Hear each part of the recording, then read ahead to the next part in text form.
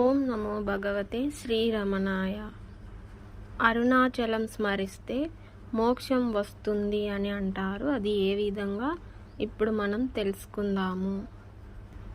అరుణ అంటే ఎర్రనిది, అచలము అంటే కదలని కొండ, ఎర్రనిది అంటే జ్ఞానం, కదలనిది అంటే ఆ కొండ అన్నమాట. ఆ కదలని జ్ఞానమే అరుణాచలము. ఆ స్మరణ అరుణాచల శివ అని మనం రోజు స్మరణ చేసే దాని వలన మనకు అనుగ్రహం కలిగి అరుణాచలము అంటే ఏమిటి అనే మనకు విచారణ కలిగే అనుగ్రహం వలన ఏమిటి ఇది ఎలాగా అని తెలుసుకుని ఆ అరుణాచలము, ఆ ఎర్రని జ్ఞానము, ఆ కదలని జ్ఞానము మనలోనే ఉంది అని మనకు తెలియటమే ఈ అరుణాచల స్మరణము యొక్క విశిష్టత, అంతరార్థం అన్నమాట. మనలోనే ఉన్నది చెదరని కదలని జ్ఞానాగ్ని. ఆ జ్ఞానాగ్ని తెలియటమే ఈ అరుణాచల స్మరణ, తెలియటమే అరుణాచల స్మరణము. అలాగే 24 కిలోమీటర్ల పరిధిలో ఉన్నవారికి కూడా మోక్షం వస్తుంది అని కూడా అంటారు. అది ఏ విధంగా, ఆ విషయం గురించి ఇప్పుడు మాట్లాడదాం. అందరూ అక్కడికే వెళ్ళి ఉండాలంటే సాధ్యం కాదు.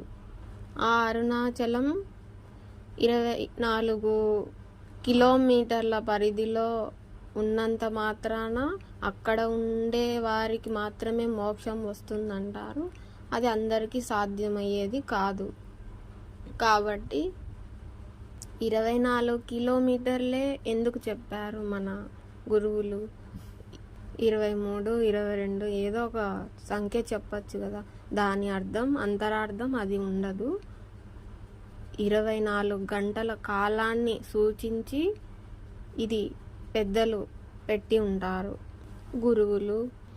ఈ 24 గంటలు మనం స్మరణతో ఆయన దైవాన్ని, అరుణాచల శివ అని స్మరించుకుని, అలాగే ఆ జ్ఞానంతో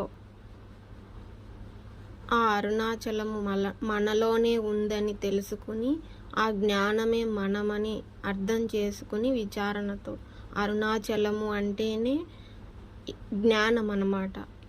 ఆ ఎర్రని కదలని జ్ఞానమే మనలోనే ఉంది, అదే అరుణాచలము. ఈ స్మరణ ఏదైతే ఉందో అరుణాచల స్మరణ, దీనివల్ల మనకు పొందిన జ్ఞానం వల్ల ఈ విషయాన్ని విచారణతో ఆ అరుణాచలమే మనము, ఆ జ్ఞానమే మనమని తెలుసుకోవడం వల్లనే, అది తెలిసిన విధానానికే ఈ స్మరణ మనకు మోక్షం వస్తుందని చెబుతారు మనకు గురువులు. దీని అంతరార్థమే అరుణాచల స్మరణమని, స్మరించడం వల్ల మోక్షం వస్తుందని అంటారు.